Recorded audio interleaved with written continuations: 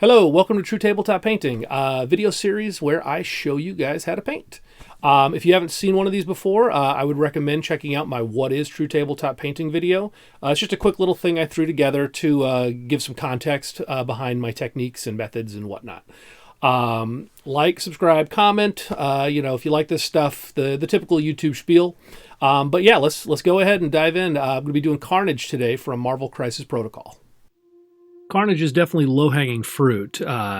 Colors is just red. A little bit of black here, but it's all red. For Carnage, I'm going to start with Flesh Terror's red. I want to go a little bit darker with the base color. I don't want it to be super bright. After that, we'll add a little highlights and contrast dry brush, as it were, and go from there.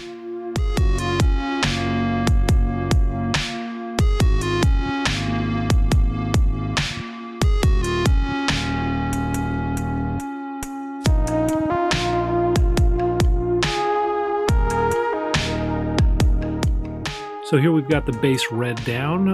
Contrast is already working its magic. You can see some nice shading showing up a little bit. Those veins are popping a little bit better now. Next step is going to be the first part of my contrast dry brush technique, as it were. So we're going to get out the Terminatus Stone and just dry brush the whole thing.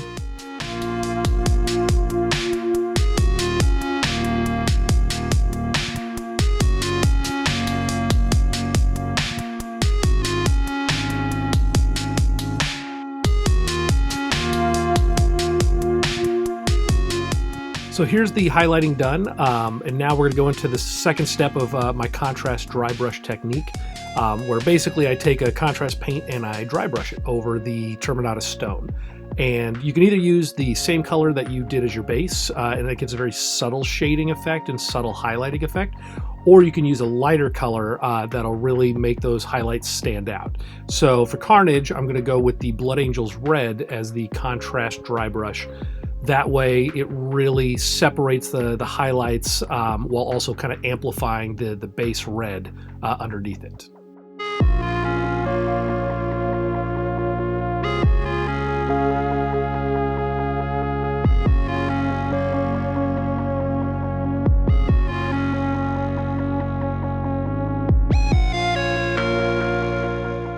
Here you can see the Blood Angels contrast dry brush is done.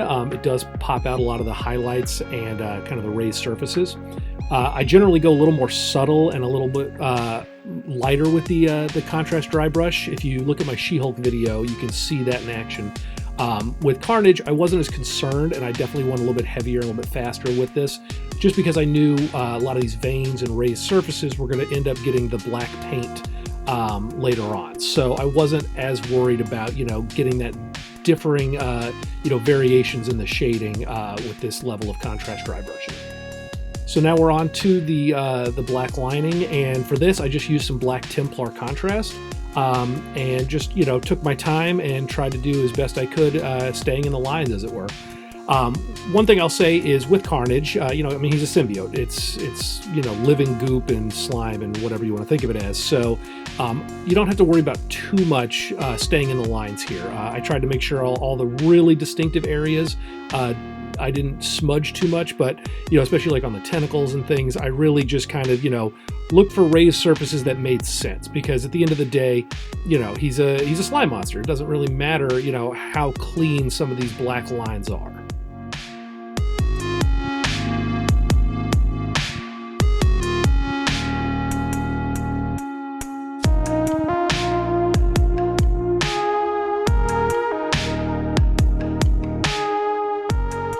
So here's Carnage with the black lining done. I actually tried to do more of a gray color with the Basilicanum gray, but it didn't really show up well in the model. So I went with the black Templar, and you can see, it looks good. It's just about staying in the lines, and I had my jeweler's magnifying glasses on the whole time, and just trying to keep it as clean as I could.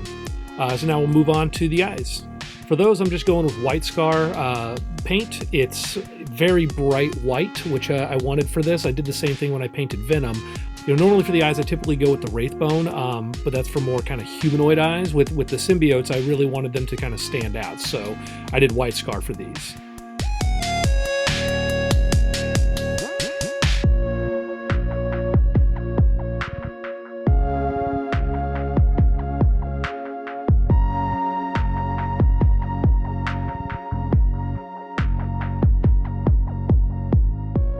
So the eyes are done. You can see the bright white really kind of pops on the model, very comic looking. And with that, Carnage is basically done. So now we just have to move on to the base.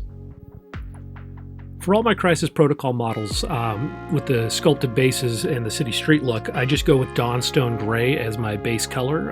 It just looks so much like concrete already that there's not a lot I got to do afterwards once I get that first layer applied.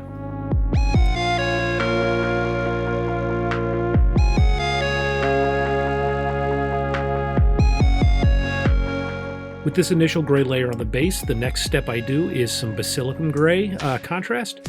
And for this, I go pretty thick and a little heavy with it, just because, again, if the concrete looks dirty, if it's a little extra dark, it's not that big a deal because it's concrete.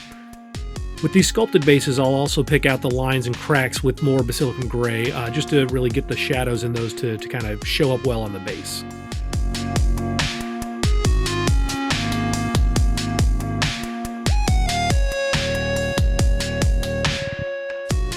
So the gray is all set. For this particular base, I'm just going to slap a little Iyanden yellow on the kind of the crosswalk area, just because, that's how it's typically painted, at least in my area. And with that, Carnage will basically be done. Just got to slap a little Abaddon black on the ring to clean it up.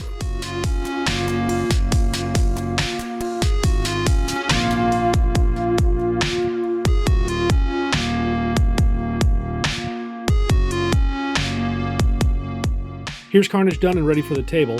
I really like the darker red with the black. It's very menacing, but I also feel like there's enough lighter red shades in there so that it doesn't just look like a dark blob. It also makes the white of the eyes even more striking from a distance when you see it.